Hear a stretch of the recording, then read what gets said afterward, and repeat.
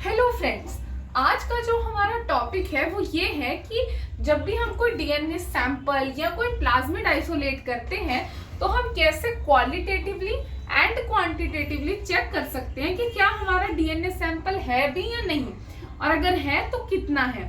पहले हम qualitative method की बात करते हैं। तो जो हमारा क्वालिटेटिव मेथड है इट इज इलेक्ट्रोफोरेसिस।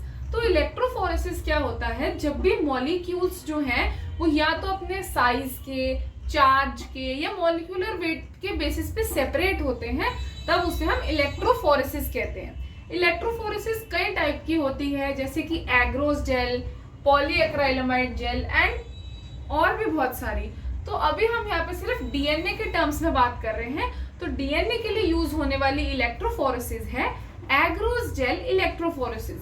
सबसे पहले अगर मैं बात करूं रिक्वायरमेंट्स की, तो इसके लिए आपको एग्रोस पाउडर चाहिए, ट्रिस बफर चाहिए, आपको एक माइक्रोवेव ओवन चाहिए या हीटर चाहिए।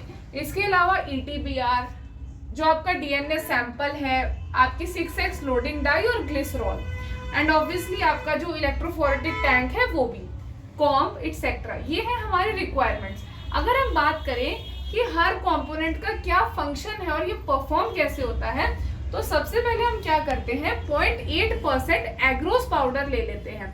जैसे अगर हमें 100 ml जेल बनाना है तो 0.8% ऑफ 100 इज 0.8 ग्राम्स।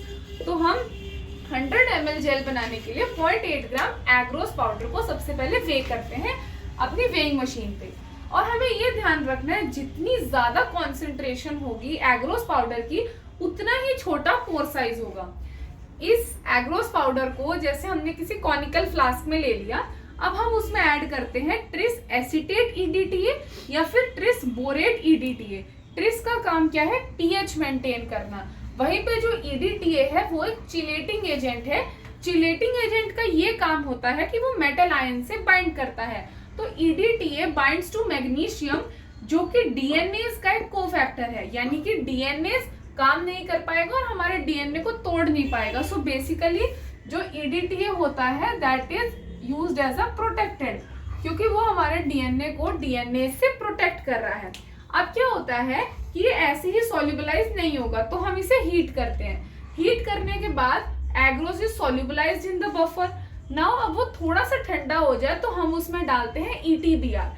ईटीबीआर क्या है, ये एक इंटरकैलेटिंग एजेंट है। जैसे ये हमारा डीएनए है तो ईटीबीआर इसके बीच में अपने आप को इंटरकैलेट कर लेता है, जिसकी वजह से जब हम जेल डॉक में या यूवी के अंदर अपना जो डीएनए देखेंगे तो हमें ऑरेंजिश बैंड दिखाई देंगे।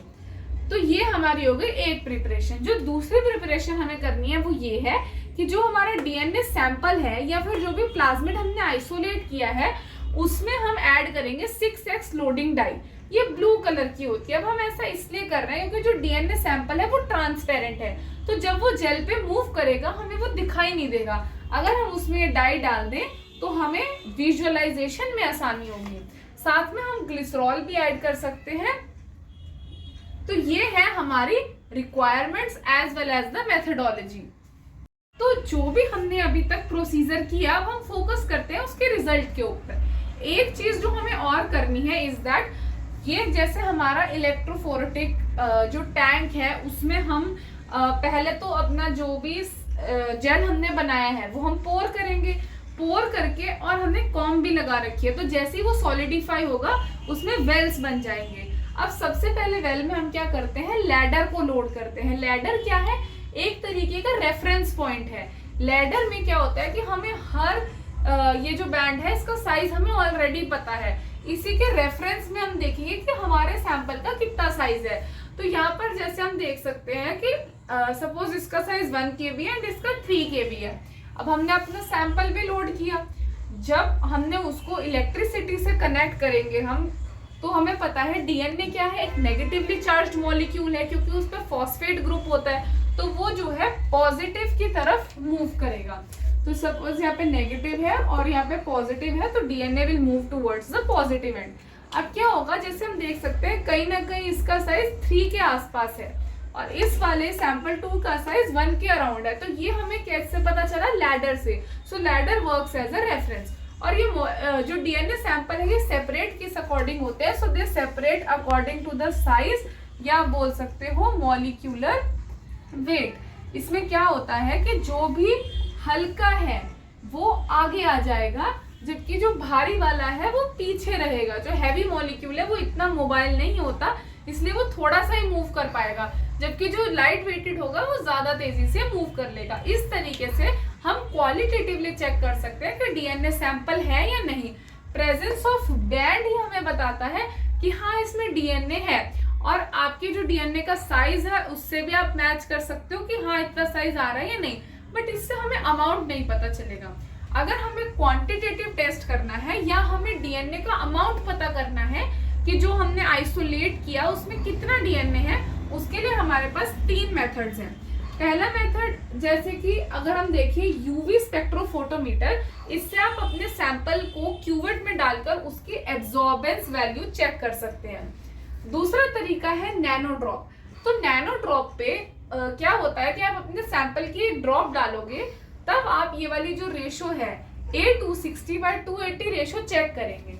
अगर तो वो 1.8 आती है, दैट मीन्स आपका डीएनए बिल्कुल प्योर है। हाँ ये थोड़ी बहुत वेरी कर सकती है, जैसे 1.78 या 1.85 तक इट कैन वेरी, बट अगर ये 1.8 से बहुत ज्यादा आ रही है, पर्टिकुलरली 2 के अराउंड आ रही है, तो यानी कि आपके सैंपल में आरएनए का कंटेंट है। इसलिए जब भी आप डीएनए आइसोलेट करो आपको आरएनएज ऐड करना चाहिए। यही अगर 1.8 से बहुत कम आ रही है, लाइक 1.4, 1.5, तो मतलब आपका प्रोटीन का कंटेंट है। इससे बचने के लिए आप प्रोटीनेज ऐड कर सकते हो। तो ऑल्सो नैनो ड्रॉप में आप अमाउंट भी मेजर कर सकते हो। वहां पर जब आप सैंपल डालोगे you will get the information about this ratio as well as कितना अमाउंट आया, मतलब कितने नैनोग्राम डीएनए आपका प्रेजेंट है 1 माइक्रोलीटर में। तो एक और तरीका है, दैट इज अगर आपका जो डिजायर्ड डीएनए है आप उसको डाइजेस्ट करके देख लो डिजायर्ड एंजाइम से, तो आपको नंबर ऑफ बैंड से भी पता चल सकता है कि कितने बैंड्स आने चाहिए, कहाँ आने चाहिए, तो इससे भी आप पता कर सकते हो। We will discuss in detail about the restriction digestion in our upcoming videos. So thank you for watching the video. I hope this video is informative, and please share and like the video. Also do comment. Thank you.